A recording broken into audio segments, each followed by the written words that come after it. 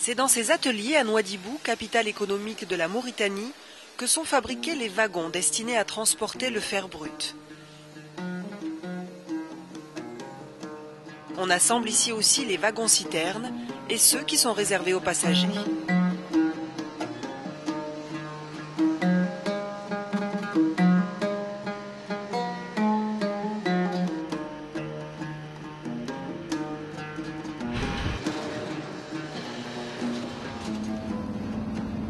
Une fois sortis d'usine, ces wagons formeront le train le plus long au monde, un serpent qui peut atteindre 2,5 km. Plusieurs fois par semaine, ce train empruntera les seuls rails du pays entre Nouadhibou et la ville de Zouérat, soit un parcours de 700 km à travers le Sahara.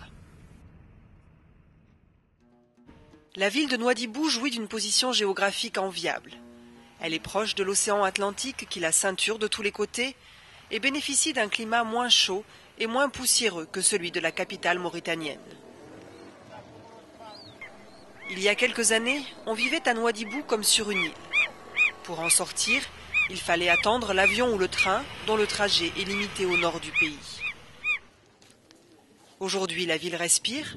Un nouveau goudron de 500 km la relie à Nouakchott au sud et facilite le commerce avec le Maroc au nord.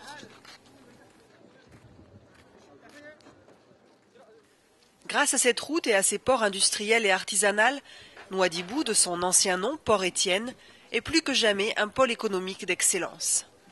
Depuis les années 60, la ville a su profiter des ressources halieutiques que lui offrent les eaux territoriales.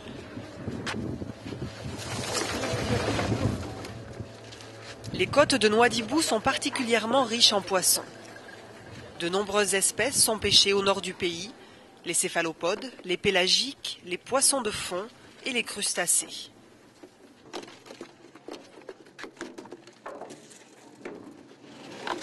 La pêche artisanale tient une place importante dans ce secteur. 80% des pirogues de Nouadhibou pratiquent la pêche au pot à poulpe. Les autres sont spécialisés dans les poissons à écailles, comme la dorade, la courbille, le mérou. L'essentiel de la pêche est exporté au Japon pour les céphalopodes, en Europe et en Afrique du Nord pour les autres espèces.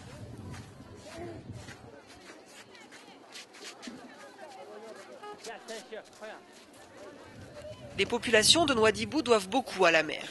Ici, 1 millier de familles au moins vivent de la pêche ou de la vente de ces produits transformés.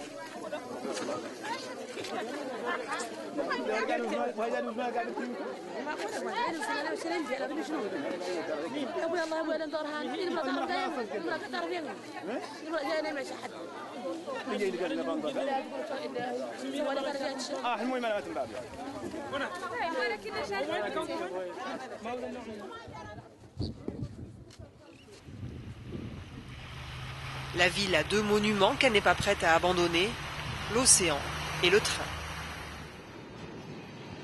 Le train fait partie intégrante de l'histoire du pays car il constitue un moyen incontournable pour atteindre les montagnes de Zouérat, capitale du Tiris Zemmour, au nord-est de Nouadhibou. Toute la vie des populations est ici réglée par le train. Grâce à ce moyen de transport, les marchandises, les voitures, les animaux et même l'eau potable arrivent à Zouérat. Le géant du désert est donc beaucoup plus qu'un train minéralier dédié au transport du fer.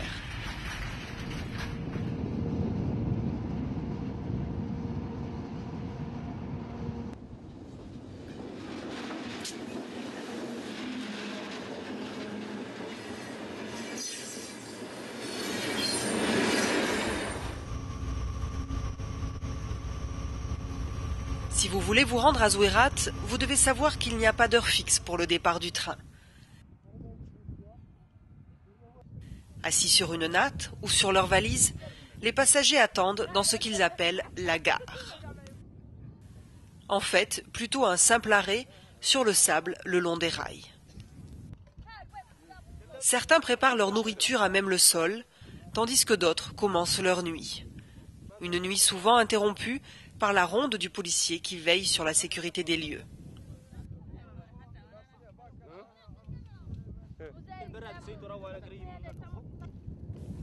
Les uns font les 100 pas, D'autres guettent le moindre signal ou se dévisagent. Par terre, de petits groupes se forment et palabrent en attendant le départ.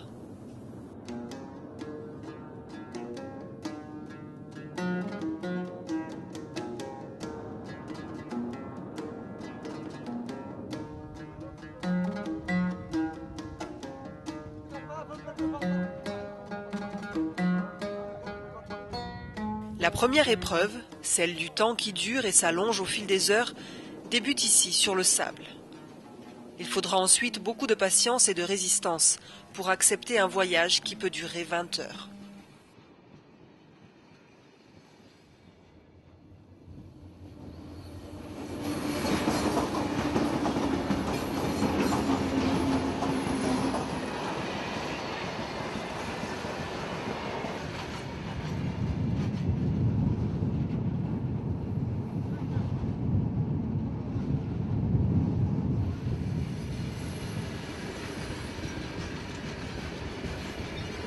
Les touristes ne sont pas nombreux. Ceux qui sont tentés par l'aventure du train doivent être prêts à sauter sur les rares places confortables. La plupart des wagons sont gratuitement accessibles aux passagers qui ne se soucient guère du confort.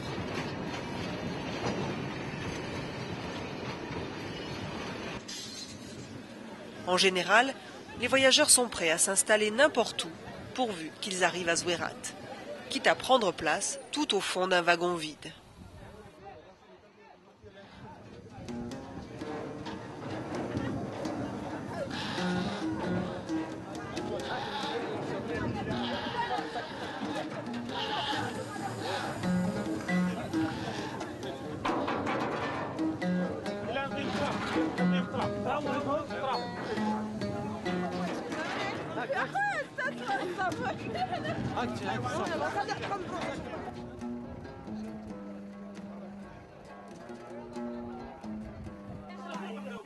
Les plus chanceux, ou ceux qui ont leurs entrées auprès du personnel de bord, peuvent espérer gagner une place de rêve dans les compartiments réservés aux passagers. Le confort reste sommaire, mais on se contente de peu ici.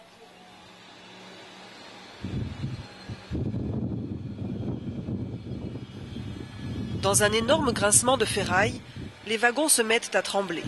Le train est lourd. Il faut parfois jusqu'à 4 locomotives pour le faire avancer. Le géant du désert ne roule qu'à 50 km/h. Un long trajet s'annonce.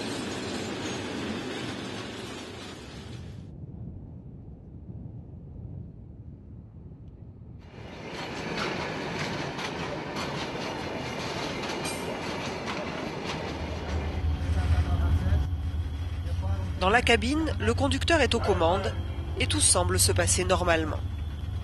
Durant le voyage, son adjoint a la lourde charge de préparer le thé mauritanien, avec son rituel réglé comme une montre. Mais pour avoir le privilège de goûter à cette précieuse boisson locale, il ne faut pas être pressé. Préparer un thé dans la cabine d'un wagon, secoué en permanence par le roulis, est une véritable opération artistique.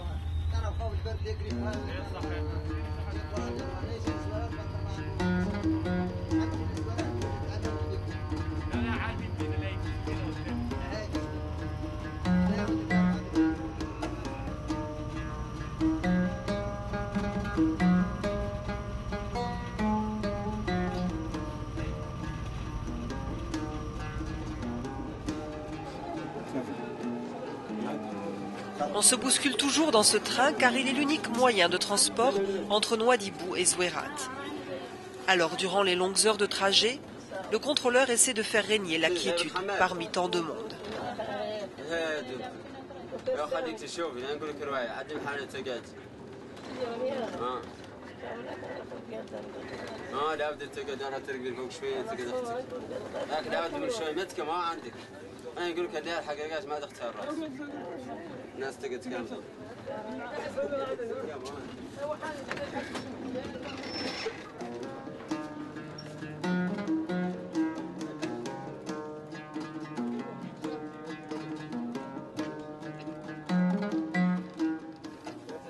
Les privilégiés ont accès aux couchettes, spartiates mais bien agréables pour traverser le désert de nuit.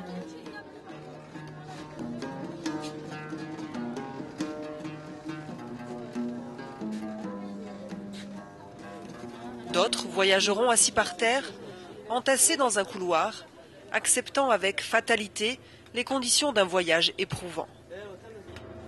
Les déplacements sont limités dans le train. Ici, pas de wagon-restaurant ni de distraction. L'esprit se repose avec quelques cigarettes. Les plus joyeux se taquinent et plaisantent.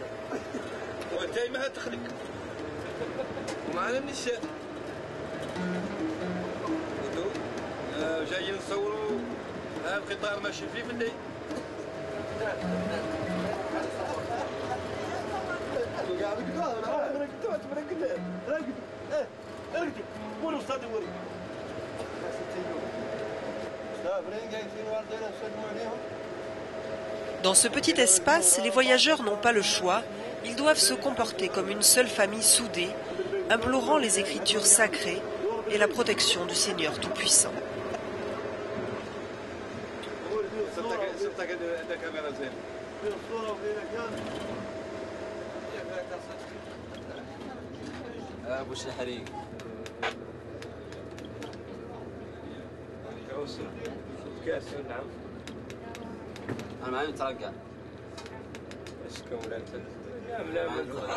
La préparation du thé prend du temps, alors les plus impatients viennent le réclamer auprès de l'expert de ce jour-là.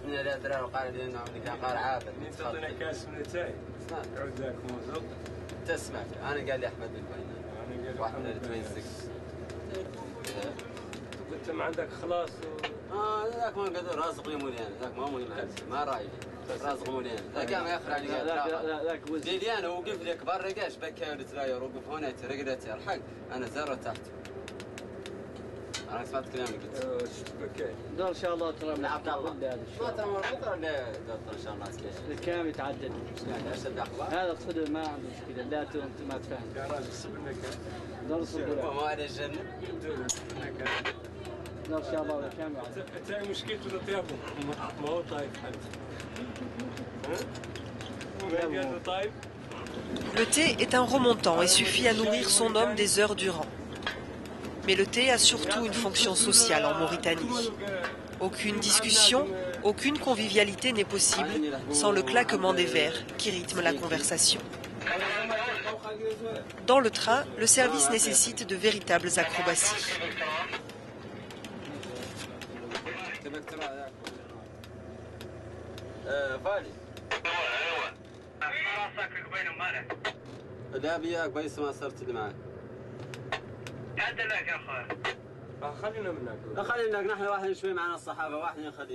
Pendant tout le trajet entre Nouadhibou et Zouérat, aucune communication téléphonique, même entre deux compartiments, n'est possible. Ici, le réseau est inexistant, excepté celui utilisé par le personnel de bord, qui se sert d'un vieux système de transmission radio.